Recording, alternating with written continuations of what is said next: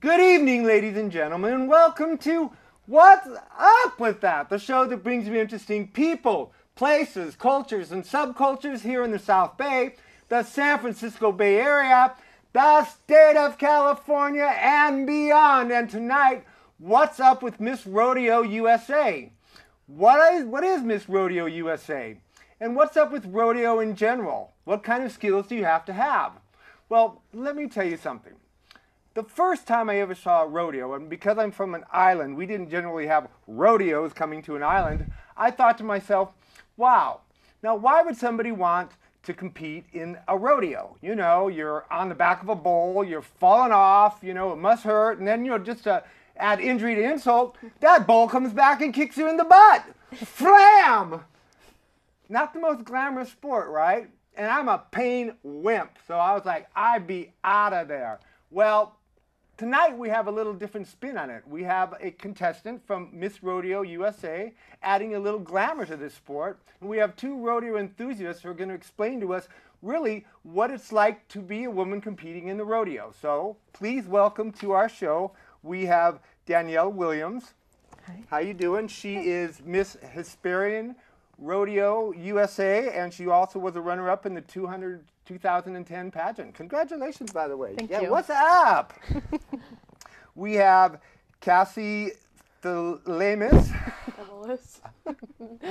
As close as I'm going to get. She is a rodeo enthusiast as well. What's up? Thanks for coming down. And then we have Anna Machado. I got that one right there. Yeah. She's also a rodeo enthusiast. So let's get started. So how did you all get interested in rodeo? Well, for me, it started a couple years ago whenever my dad took me to my very first rodeo. Mm-hmm. You know, a lot of girls, it starts when they're younger, you know, and they get on the horse for the first time and they just absolutely fall in love with it. Mm-hmm. Well, with me, again, like I said, it started a couple years ago. My dad took me to the first rodeo and I didn't really know what it was all about. You know, I just went and thought, oh, that's fun. You know, I got a horse. And so I thought that it would just be something to go see. But then I saw the girls on the back of the horses and they were in there doing everything that I wanted to do. And I thought, dang it, I can do that. So, and dang it, you did. Huh? Dang it, I did. So that's where it happened. How about you? It pretty much started when I was 12 years old. I come from a very city-oriented family, so we don't have a ranch or rodeo like most of the girls that do the rodeo events. And I just went with my friends to a local rodeo in La Honda, and I fell in love with the drill team. I saw the drill team perform. I said, oh, I want to do that. I need a horse now. And after I graduated... And then you stole one, huh? Oh, I got him when it took off. After I graduated high school, I got my own horse and started doing the women's barrel racing and drill team and stuff like that, and it just kept with me. Yep. I actually grew up on a horse pretty much. My mom had a horse when I was born, and I got my first horse when I was 7. And I started showing, and then I got into rodeo, which led to the local rodeo in La Honda, like Cassie said. And then I wanted to run for Princess in 2007, and that's when it all started for me. All right. So it sounds like a journey, huh? Are horses nice? They're are a mixture. Yes. I mean... Depends.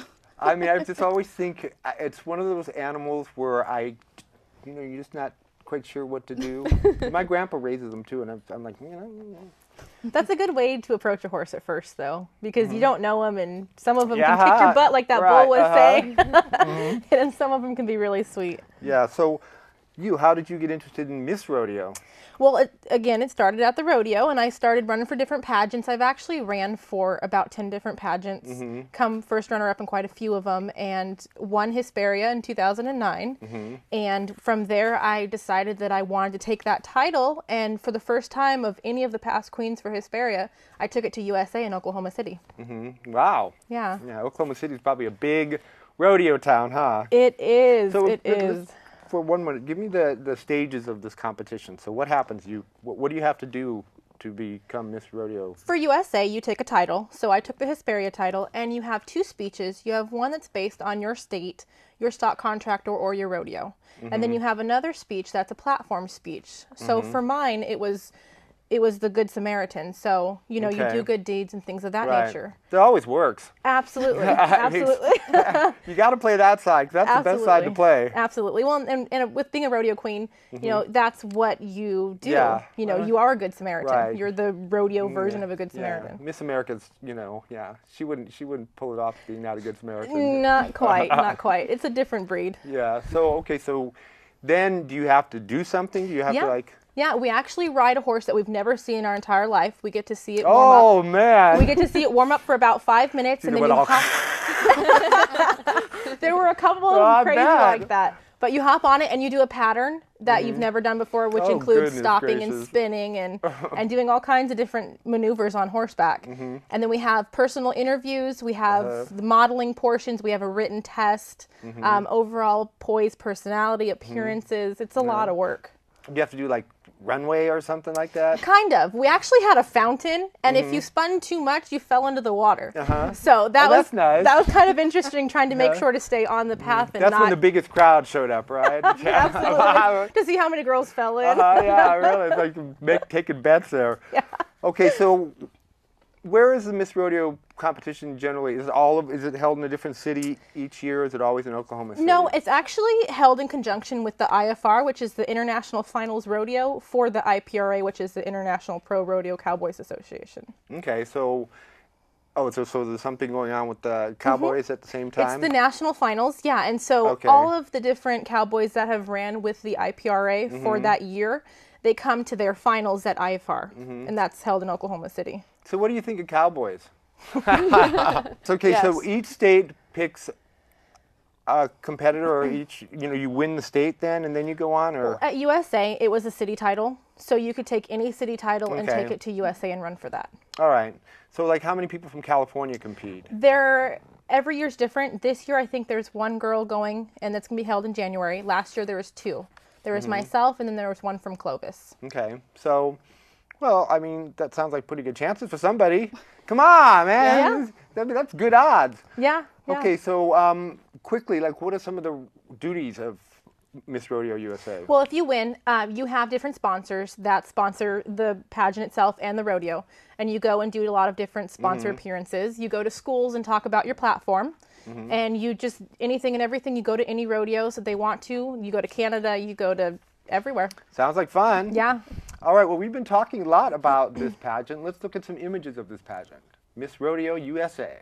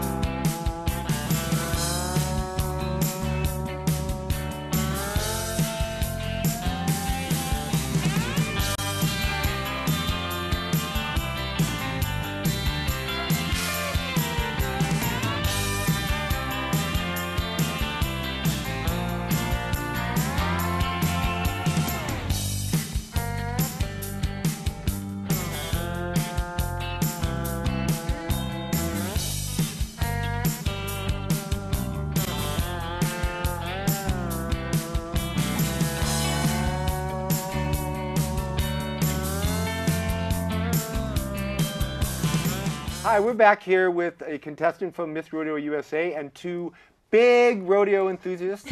And let me ask you a question. So, how is horsemanship judged when you're in competition? It's judged on how you're working with the horse, how the horse is responding to you, and how you execute the maneuvers that you're asked in the pattern that they give you. Each contest that I've done is either a very similar pattern that I've done before, or it's a very modified pattern of one of the National Reining Cow Horse Association patterns. Okay, so you don't like practice a particular pattern expecting that that's the pattern you're going to do? Some contests, they'll give it to you the day of the contest. Okay. But the ones I've done, two of the contests I've done before, they give you the pattern with the orientation packet, and they say, this is the pattern that you're going to be judged on, this is what you need to do, this is what you're going to be asked of, and then you just you go and practice. How about you? Well, coming from a show background, when I started showing, horsemanship was always taught to be 75% judged on the rider and 25% on the horse. Okay. So basically, it's how you sit your seat when you walk, trot, and lope, how like still you sit and calmly you move around with your horse. Right, and how you And smile and all that Yeah, stuff. and then your Even horse. though the horse is kicking your butt. Yeah, and then the horse, basically the 25% on the horse is how well behaved the horse is and how nicely it moves with in conjunction with you. How can you tell when you're having a bad ride? Oh, you know. Oh, you know, Yeah. for I sure. mean, give me an example of a bad ride you might have had that you can remember. I think that I could probably fill that one in. I know I could too. my last pageant that I ran for, I just recently, myself and Cassie ran for the Miss Grand National Rodeo. And my horse had been completely calm the night before, perfect. She was quiet and everything. And I go in there, and she was like a spitball. I mean, she just was head up. Oh, no. I couldn't get her to do anything. She just felt like she was going to shoot out from underneath me. Oh, no. It was horrible. Absolutely horrible. What do you do? Well, there's not much you can do because you still have to smile. You still have to wave and be pretty. And so you kind of get this grin on your face because you're so frustrated. I bet. But you just got to try to calm your horse down while being on horseback, Right. which is a lot of feeding your So I energies. tell you, that's what I'm telling you about those horses. You Yeah. know? It's one of They've those- got a mind of their own. It's like a bobcat or something. You know? You just don't know if you want to pet it. So you got a story too? Yeah, back in 2009, I was competing in barrel racing out at Driscoll Ranch, and I had a perfectly clean pattern, didn't knock a single barrel over.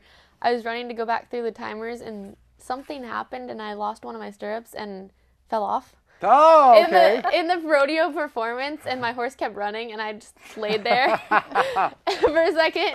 Come back, where are you? Looked for my hat, got up, and walked out of the arena with my head down, because I it's bet. one of the most Humiliating? Yeah, Perhaps? but how to fall off in barrel racing when your horse is running perfectly Yes, calm? I know. It's all rider That's fault. funny. That's actually very, very, very funny. I like that. So how much do you actually practice? Like you said, you know, I mean, you practice all your moves. You said you get a pattern when you show up. How much practice do you have to do? Is it like every day for a certain amount of time, or? I mean, I'm assuming you all have access to like a horse every day, Yeah. right? Yeah. Okay. So how much of the day do you spend practicing? I spend about 45 minutes to an hour and a half every day riding when I get ready for a pageant about 3 months into it. Wow. Yeah. That's a lot. For me, it depends. Like sometimes the horse I'll be riding will be really arena sour, which means they don't want to work, so I'll have to take them on a trail ride to get their mind a little bit freed up. But maybe an hour to two, depending on the day. You mean they don't want to work, but they're like, just like, get off me, and I'm tired Pretty of you. much. Pretty much. horses. Yeah. How about you? How much practice do you put in? Well, depending on how nice the day is, because I live on the coast, so it can be really foggy and wet or nice and sunny.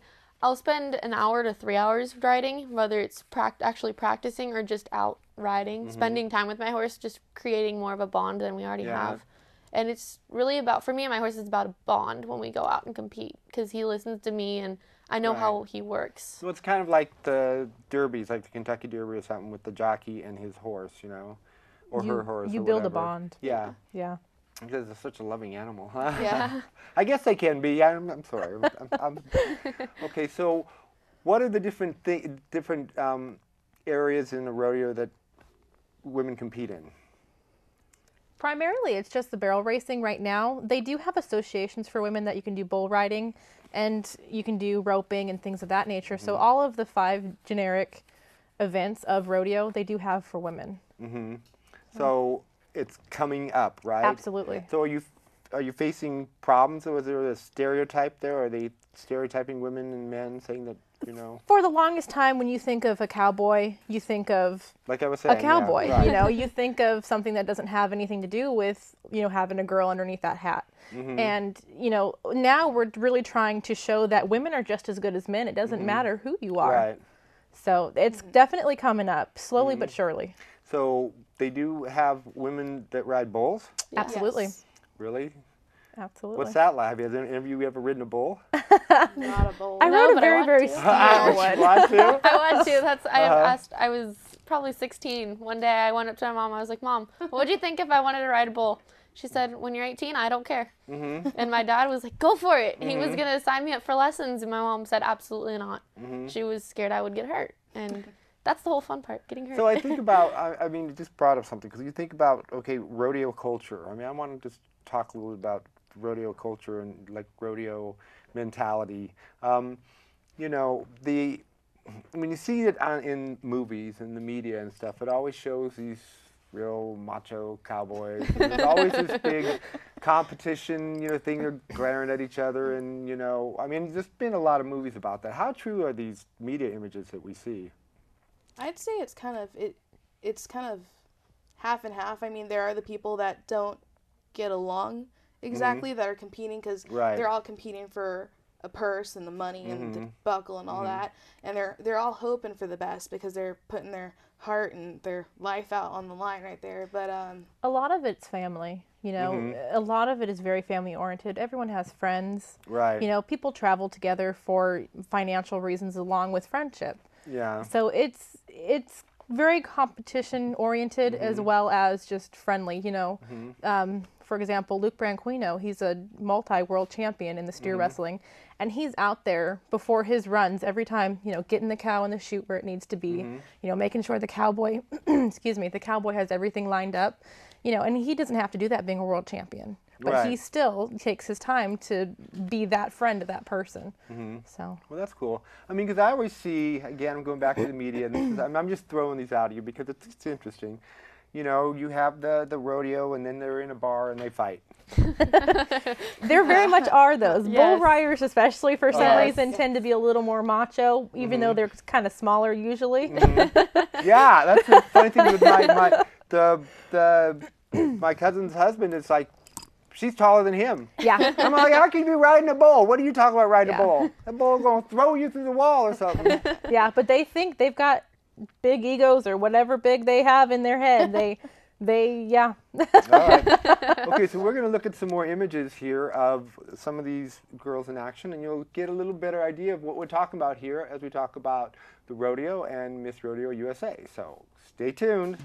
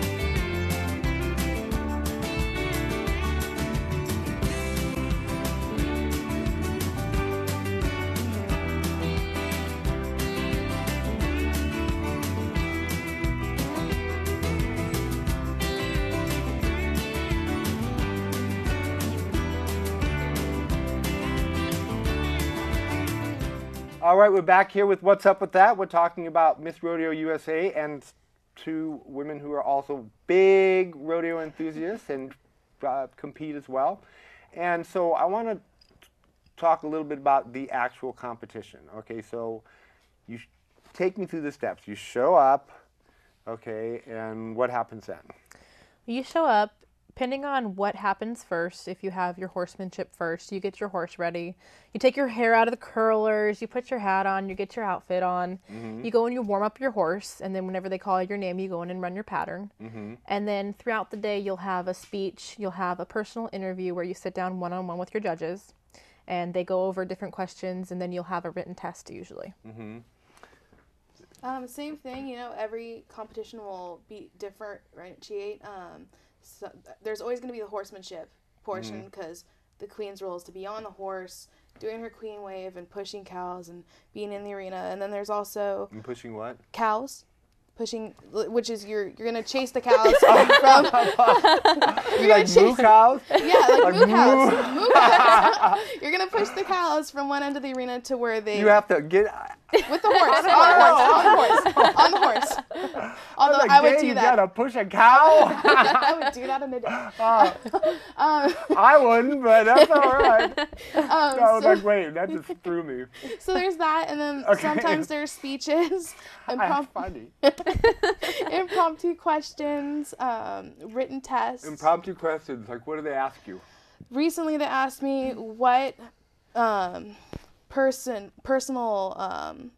act would you be in a rodeo and why? And I said, well, I'd be the rodeo clown. So then I could make jokes that are actually humorous and prove my parents wrong and say I do have a humor bone. So, I mean, it's just simple personality questions, or like, what tree would you be and why? Or if you could bring one thing on the rodeo with you, what would it be? And so what tree would you be and why? The quaking aspen, because it's so beautiful. And they spore out other trees from the one tree. That's good. See, that's good. That's why it's impromptu. Yeah. So we really never know what's going to happen. Exactly. What's your experience has been in the same? Pretty much the same. Horsemanship, interviews, and impromptu. I've been to a contest that was real simple. We just did a pattern and a personal interview, and then they announced who won, and that was it. Okay. So it was very low-key, boring kind of pageant, and that was the year that I actually won the 2008 Woodside Junior Rodeo Princess. There you go. Yeah. And also, you have a ranch in Woodside. That's no, I don't live in Woodside. I say, wow, that's nice. So, all right. So you say you do the barrels, right? Okay. You know what is?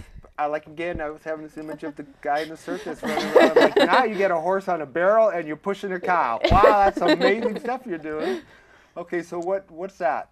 What is doing the barrels? Barrel racing is there's 3 barrels basically set up in a triangle, and you run a cloverleaf pattern, which is you go around one barrel and then you go around the other one and then you go around the other, pretty much.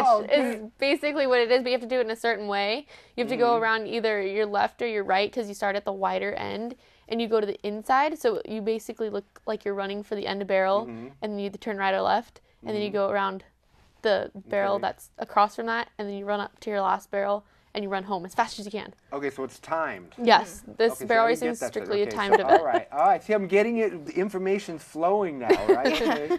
So it's timed. So what is considered like an outstanding time for? It depends on the pattern. It depends on the arena size. Yeah. The arena size, like some arenas will be smaller, so they'll have a faster time, and then the bigger arenas, of course, will have a more longer time than the others. So it strictly depends on the arena size. So how do you know when you've made it to the top? I mean, when you're at the top of your game. I mean, apparently the arena size is going to be bigger, right? Something like, let's say, the Cow Palace or something like that. Yeah. Like I do the local La Honda Rodeo, Driscoll Ranch Rodeo, and it's open to anyone in the state. You don't have to have a permit or a card like you do at the Cow Palace. And I've done it for 6 years, and just seeing the times improvement. Like the first time I did was like 26 seconds on my horse, and that's really slow. And then I improved, and the last run we did was 19 seconds. So that's a huge improvement over the 6 years. So it's just seeing the improvement in times at that one rodeo for me. That's pretty incredible. Generally on a large pattern, about 16 seconds is pretty darn fast. At national finals, it's a very small pattern at the Thomas and Mack Center in Las Vegas, Nevada. Right. And that the girls are running 13 and 14 seconds, and that's the best of the best.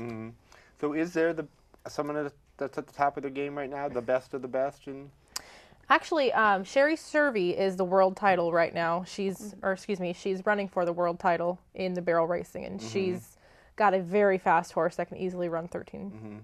Okay, so let's talk about the costumes, because costumes, I think, are an important part of the rodeo. I mean, I can remember a few rodeos that I've seen. Some of them are really cool, and some of them are like, I'm sorry, but some of them are just like really kind of tacky. Dolly Parton-y, kind of, you know, hillbilly sort of stuff, you know. I'm sorry, it's just an observation, but And I'm sure you all did. We observe it, too. I'm sure you do. How could you not? I'm sure you're like, oh my God, what is she wearing, right? So how do you pick your costumes, and how complicated are they? And how comfortable are they?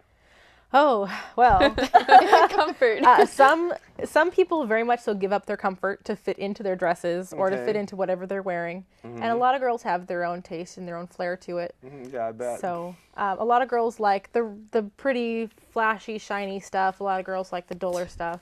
But, I mean, typically, I think I can speak for all of us girls here. We like to have a little bit of a classy touch, but still be noticed, Right. and wear the stuff that sparkles a little bit more. Yeah. What about the hat? That's a big to-do in Yeah. the rodeo. Yeah. For the rodeo queens, we have to have our hat on the whole time. If they come off in the horsemanship, you're marked down on your judge score. Or you fall off the horse and it runs then, away. then we're also judged on that. But there's also certain creases where the brim of the hat is shaped. Like for rodeo queens, we do a lot of them will have a show crease, which is more square and refined, and there's like the cutters and different width of brims where the hats curve in wider out on the face. But there's different styles to the hats, and in the competition, you actually, at the rodeos, it's a requirement. You have to wear a hat. And like for the barrel racing, if your hat, some associations, if your hat falls off, you have to pay a fine. Okay, so quickly, we only have very short time left. For those people, and you want to, for those people who are interested in this, who do they contact? How do they get involved in this? Well, there's a lot of different rodeos that are going on in this area. Driscoll is one of them. Rowell Ranch is one of them. Grand National every year. But they can go onto the prca.com and go to Okay. schedules. And any rodeo in the state of California, it will list it for the different months. Otherwise, local papers, things of that nature, local radio stations, they'll all advertise as the rodeo's coming up. All right. Well, thank you very much for coming on the Thank you. show. Thank I'm you. a lot Thank more you. educated about this. I think it's really cool that you go out and do what you do, because like I said, I see it and I'm like, you're not going to be the thing I'm going to be doing, so you won't see me out there, but I'd be seeing you on TV someday, and that's great. So that's all the time we have for What's Up With That. Thank you very much. And to our viewing audience, as ever, if you're walking down the street and you see something interesting and you wonder to yourself, hey, what's up with that? Well, tune into our show, What's Up With That. Maybe you'll find exactly what you're looking for. We'll see you next week on What's Up With That. Good night, everybody.